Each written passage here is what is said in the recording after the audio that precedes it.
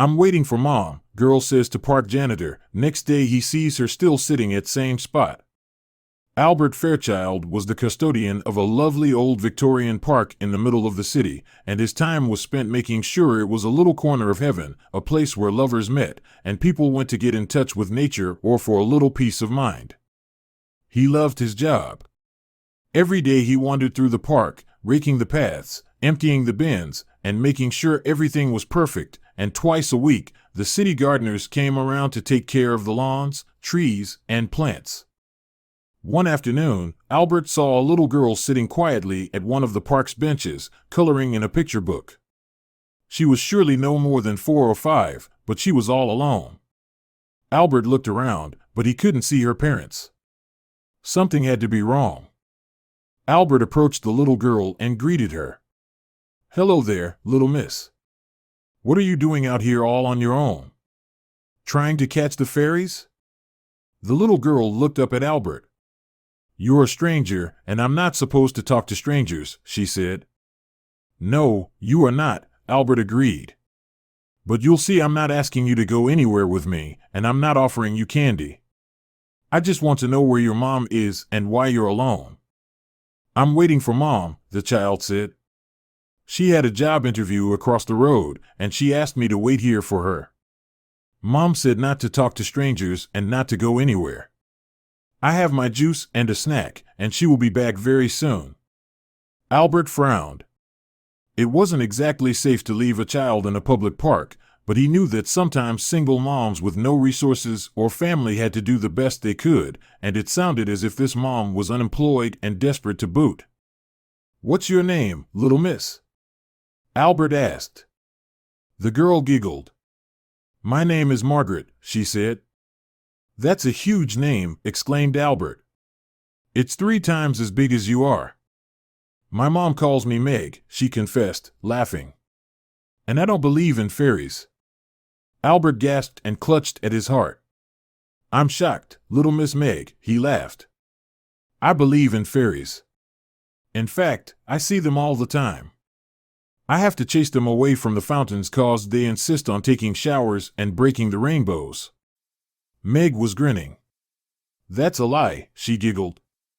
"That's bad." "Well," Albert said, "I have a lot of work to do, but I'll be keeping an eye on you, making sure the fairies don't pull your pigtails. If you need me, Meg, just holler, and I'll come running, okay?" Albert walked away, but he kept glancing back over his shoulder. He wished he had a little person just like Meg in his life, a little granddaughter, but he knew it was not to be. He could not help but pause his work and silently cry as the little girl reminded him of his own granddaughter and the fateful tragedy that toppled his life. 5 years ago, Albert was a cop who loved his duty more than anything else.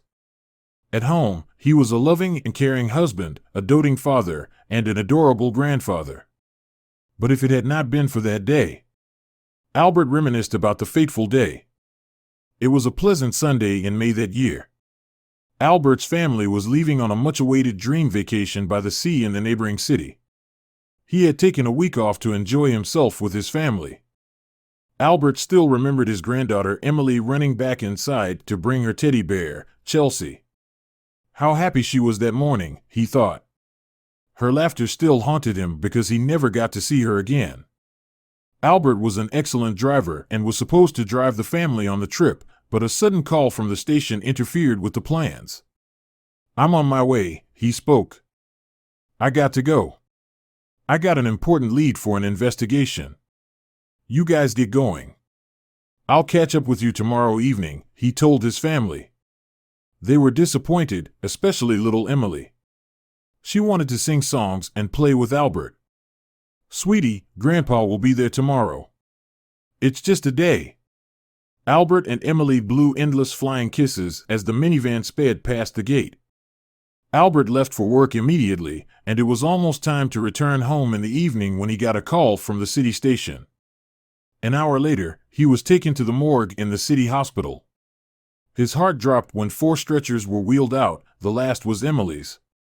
His whole world was destroyed in a car crash. The minivan lost control and rammed into a truck. "My condolences," a doctor told him, patting his shoulder. In a wink, Albert had lost his family, and there was no coming back.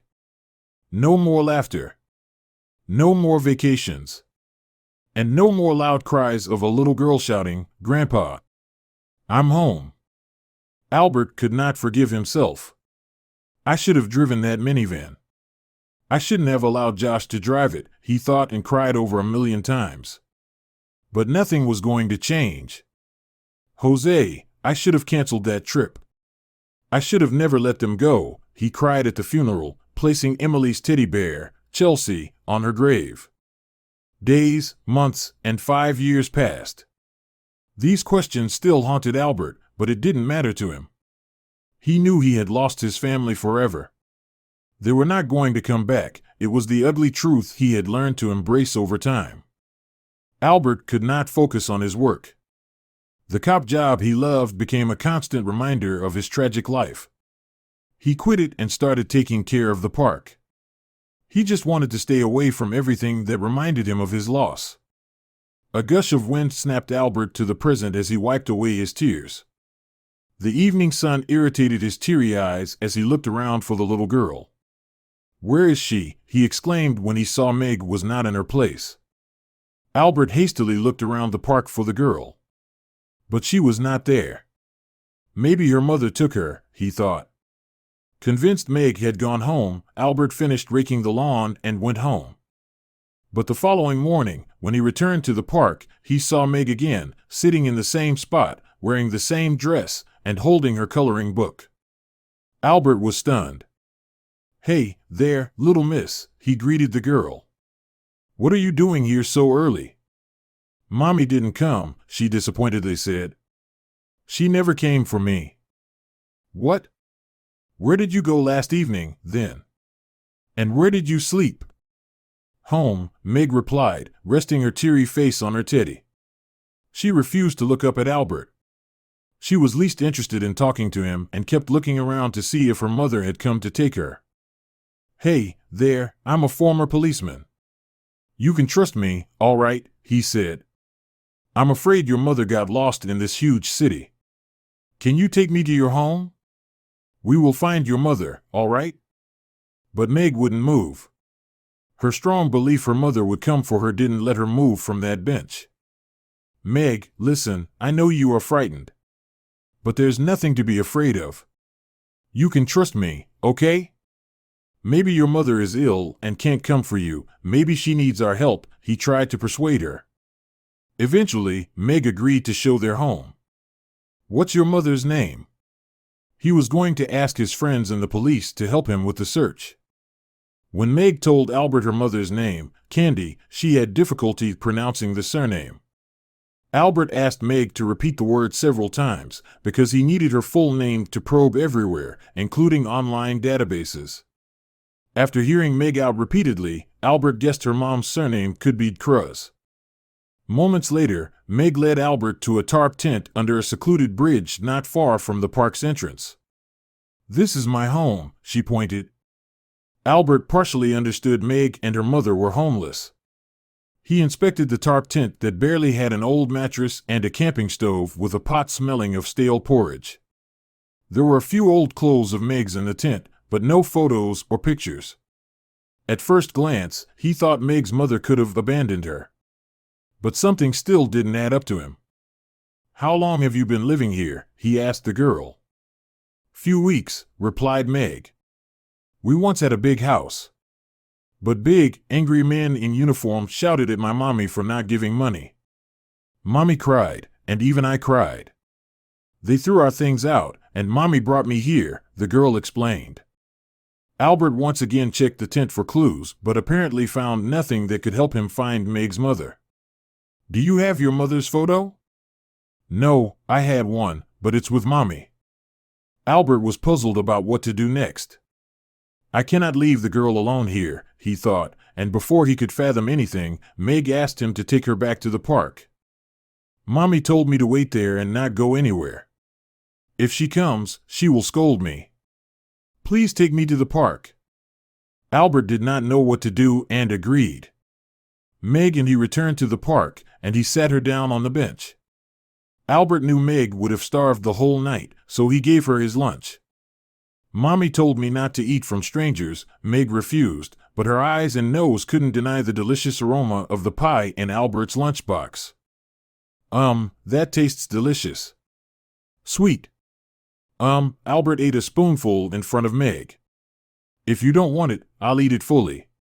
I can finish the whole pie in 2 minutes. You sure you don't want it? Meg grabbed the lunchbox and started devouring the pie. Albert was pleased his trick worked and went on with his work while Meg waited for her mother. Hours passed, and it was close to sundown, but her mom never came. Meg burst into tears, and Albert's heart wouldn't allow him to leave her alone again. Do you want to go home with me? We will come back tomorrow and wait for your mother, all right? He asked Meg. Meg agreed and went home with Albert. Yeah, I only know her name is Margaret. But I don't have a clue about her mother. Could you please let me know? She said her mom has blonde hair, is tall, age must be around 24 or 25, I guess, Albert informed his former colleagues in the department. Meg could not spell her mother's name accurately and gave vague descriptions of her appearance. But Albert could not say anything for sure. He made out a name and a surname using Meg's broken spellings, but was unsure if it was correct. When will Mommy come? Meg asked Albert. She will come soon, sweetie. Now go to that room and change your dress. You'll find a lot of clothes in the little cupboard. I'll make dinner meanwhile. Meg returned minutes later wearing Emily's pajamas. She ran around Albert as he whisked the eggs and giggled to an old song playing on the gramophone. For the first time in 5 years, Albert never felt lonely. Albert was on the phone the whole night as Meg slept in Emily's room. He wanted to find her mother at any cost and was busy working at it with his friends. No, pal, an officer called him late at night. We even checked reports of murders of young women with similar descriptions and surnames, but no lead. There were no instances reported recently. Albert sighed, assured Meg's mother was alive somewhere. While putting out the lights in Emily's room, he saw Meg curled up and fast asleep on her bed. Albert was up until the wee hours, gathering contact details of hospitals in the city. He suddenly woke up when the morning rays irritated his sleepy eyes. He was exhausted and had slept off in his armchair. Oh my God, Meg, he ran to check on her, thinking she would have gone to the park alone while he was dozing. Jesus, thank goodness, he sighed when he saw she was still fast asleep. Albert then contacted every hospital in the city to find out about Meg's mother. He even reached out to a friend in the morgue, but nothing helped. Nobody had heard about the woman with his description and surname. Albert was puzzled about what to do next. Cops will hardly try and carefully look for a homeless woman. And if I have to send her to a foster home, she'll likely never see her mother again, he thought. Then, Albert realized that the only reliable way to help Meg was to search for her mother on his own. It was not for nothing he was a cop for 30 years.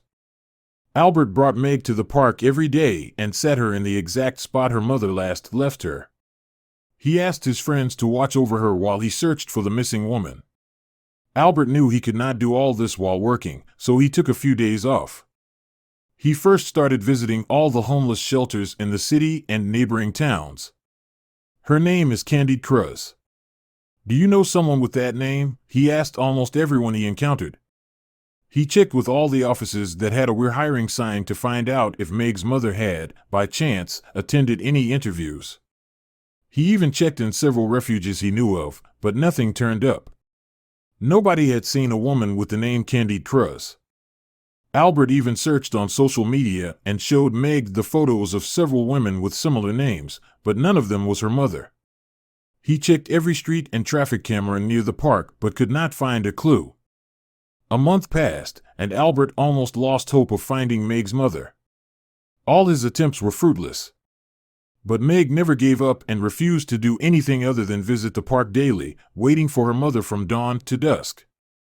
How will Mommy find me if I'm not there? She often argued with Albert. One morning, as they left for the park, it started snowing. Sweetie, I'll take you to the park tomorrow. You'll catch a cold, it's snowing, Albert told Meg, but she was stubborn. No, we'll go and wait there. Mommy will come, she said. Albert could not convince her. They took a bus to the park as they could not walk in the rain. The route was longer and passed several stations. And while crossing one such station, Meg started shouting. There she is. There is Mommy. Albert was startled. Where? He rose from his seat. He thought she'd confused somebody else for her mother, but still asked the driver to stop the bus. Albert quickly helped Meg out of the bus and hastily looked around at all the women he noticed. Where is she? He asked her. Meg tugged his arm to a billboard on a sidewalk and pointed, shouting, There, that's my mommy. Where? Which one? Albert asked her. There, the second from the left, she's my mommy, she's my mommy. The words on the billboard read, Do you know me? Please call on this number next to the name Cadence Delacruz. He gasped after learning Meg's mother's name was Cadence, not Candy. What is written there? Meg interrupted. It's an advertisement for lost people, he told her. What is that? What does it mean? It means we are going to find your mother. Albert carried Meg cheerfully as he called the number on the billboard. City Hospital, the attendant answered. Yes, she was admitted here. When they got to the hospital, they were told Meg's mother had already left. Mommy has gone? Where did she go? Meg started to cry. Sweetie, hold on, 1 second, Albert comforted her. How did she come here? What happened to her? He asked the nurse. She was brought here with a severe head injury over a month ago. She'd suffered from a traumatic brain injury that caused amnesia, the nurse said. Where is she? We want to see her, Albert asked her. She needed expensive treatment. She was in a coma for a few weeks and could not recall anybody when she woke up. Nobody came to take her. We even advertised her name and picture, but nobody turned up. She was discharged last week and sent to a shelter for the homeless. Albert was afraid Meg would lose her mother again. He then rushed to the shelter with the girl. Meg clutched Albert's little finger as she looked around for her mother.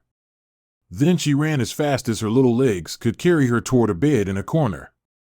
Mommy, she cried and ran to her mother. Mommy, where did you leave me and go?